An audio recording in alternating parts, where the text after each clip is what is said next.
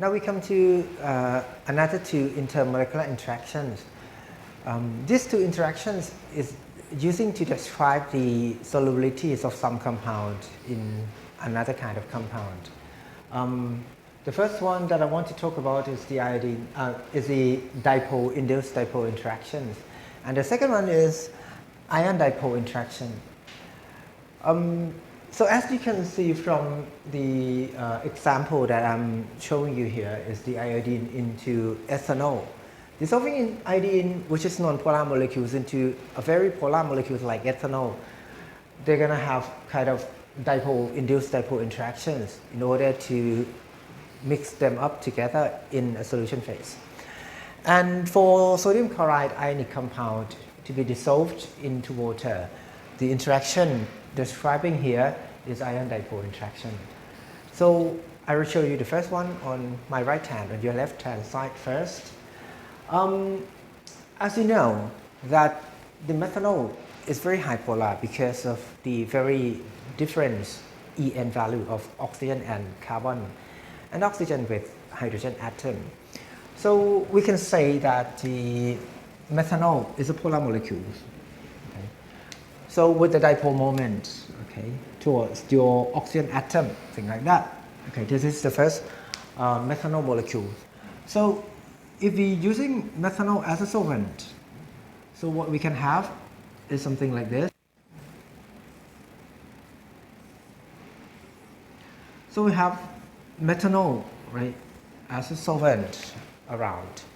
So by intermolecular interaction, by the Coulombic force, by the polarity, right, we have this kind of alignment of the molecules. So as you can see that the positive pole and negative pole have interaction, right? So we have kind of dipole interactions between your methanol, among your methanol molecules. Okay. Something like this. So when you put iodine molecules into your solvent system, okay, let's say I have iodine inside, draw it better by this. So if I just dissolve iodine into methanol environment, the methanol environment, you have positive, negative charge, right? Electrostatically interact with your iodine molecules. So what you can see is that your iodine electron clouds is pulled towards the left-hand side and pushed by the negative poles of the methanol, of the solvated methanol. So as you can see, the electrons would be pulled towards your left hand. And hence, your iodine molecules is now turn out to be dipole molecules, really, right? Because the positive pole of methanol pulls the electron towards it. So the negative electron come to the left hand. So left hand, you have electrostatically negative charge. And on the right hand is positive charge. So now your iodine molecules is induced to be a dipole iodine by the electrostatic environment of your solvent system, methanol. So now your iodine is now dipole, but it is not dipole by itself. It is induced to be dipole. So we call dipole, which is meaning of the methanol, and induced dipole passive, no? So it's meaning that the iodine is now induced to be dipole. And by this kind of interaction, non-polar molecules of iodine can be dissolved well into very high polar methanol molecule, okay, or methanol environment. Now for sodium chloride, as we know that the sodium chloride is a kind of ionic compound, right, composed of sodium positive ion and chloride negative ion. So when you dissolve it into water, what you can see is that your sodium ion and chloride ion is now separated or dissociated. This is due to the interaction with the water molecules. So I would depict the water molecules by the V shape because as you know that the water is like this, You have electron pair on your oxygen atom, and by the VSEPR, the molecules is in V shape, and because of the En value, so the polarity pointing towards your oxygen sites. So I was using letter V, right, to depict the water molecules. So oxygen site will now surveyed around the sodium ion. Okay.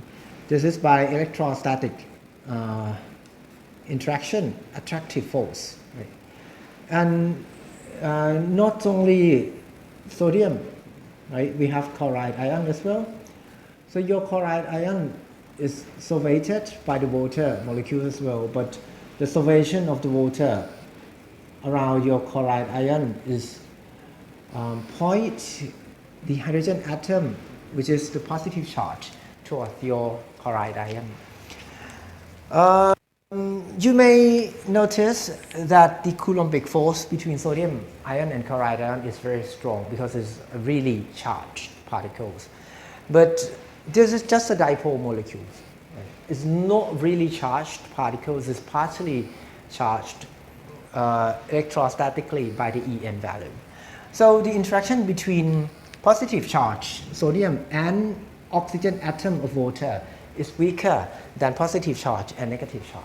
And again, negative charge of chloride ion interact with positive charge hydrogen at positive pole of water, weaker than interacting with the positive charge nitrogen atom, sodium ion. So in order to dissolve this, you need to overwhelm the attractive force between sodium ion and chloride ion. So you have to use a lot of water molecules to compensate the electrostatic attractive force between positive and negative. Right? So negative charge or negative pole of oxygen is uncomparable with the sodium ion, with the chloride ion. So you need many of of water molecules in order to compensate with the negative charge. And again, the positive pole electrostatically of hydrogen site in the water molecules is uncomparable with the positive charge of sodium. So you, in this system, required a lot of hydrogen atom to solvate around the sodium and prevent the recombination of sodium ion and chloride ion. And you may notice that if you use less amount of water, then sodium chloride can be crystallized out of the solution system. Right? So if you have sodium chloride aqueous solution and then you evaporate the water out, right? So when time passes, sodium chloride can precipitate it out or recrystallize out from the water, okay, from the seawater. So you have sea salt, right, by this kind of evaporation. So you don't have to get rid of all the water, right? You can start to see the recrystallization because the interaction between positive and negative is stronger than the ion dipole. Ion always have greater interaction than ion dipole. So you require many ion dipoles around your positive and negative charge in order to compensate with the ion-ion interaction. Okay. So these two things can describe the solubility of the two compounds together. So if positive and negative is very strong attractive force, like calcium carbonate, the solubility of calcium carbonate is dropped comparing with chloride, right, which dissolve well into water. Calcium carbonate is dissolved less in water because interaction between calcium ion and carbonate ion is so strong. Again, for this, we know that iodine can be dissolved into ethanol, into methanol, which is very high polar, but it cannot dissolve into water, right? Because again, it's kind of fighting against each other. In water, actually water can induce the polarity of iodine better than methanol did because water has greater polarity. So it can induce polarity of the dipole polarity of the iodine better than the methanol. But sadly, because water molecule has greater dipole moment, they can interact with each other stronger. And more than that, water can have a huge amount of hydrogen bonding, and that is very strong interaction. So iodine cannot break all the hydrogen bonding of the water system. So it cannot kind of dissolve well into water. So as you can see, when you want to dissolve something into another thing, it depends on the interaction of your starting materials and the interactions of the solution system after you mix them, right? So if your starting material A and B have very strong interaction comparing with AB interactions, then you cannot dissolve it or dissolve it less than usual. But if A and B interact together very good, better than AA and BB, then you can dissolve A and B together into solution very easy, thing like that. Okay.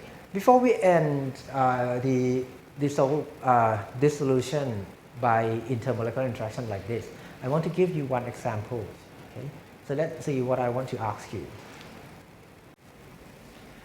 So after you know the property of electrostatic dipole moment and everything, and you have seen the interaction of compounds in solution phase.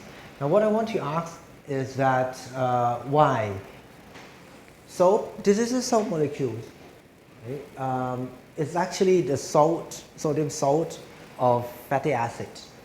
So we have very high polar ionic things on the left hand side and non-polar of hydrocarbon chain on the right hand side. This is the soap. Fat molecules is triglyceride. So actually it's composed of 3 of fatty acid molecules connect together through the glycerol molecule. So anyway, the huge molecules over here is non-polar, roughly, and the water, which is very high polar.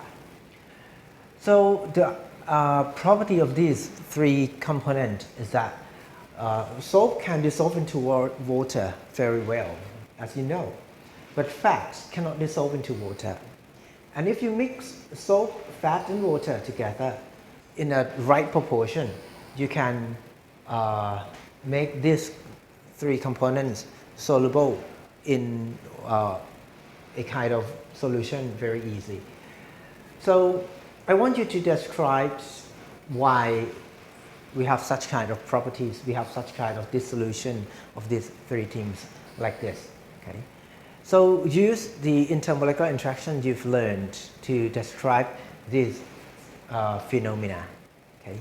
So if you finish, then see you again in the next video. I will give you the correct answer for this question.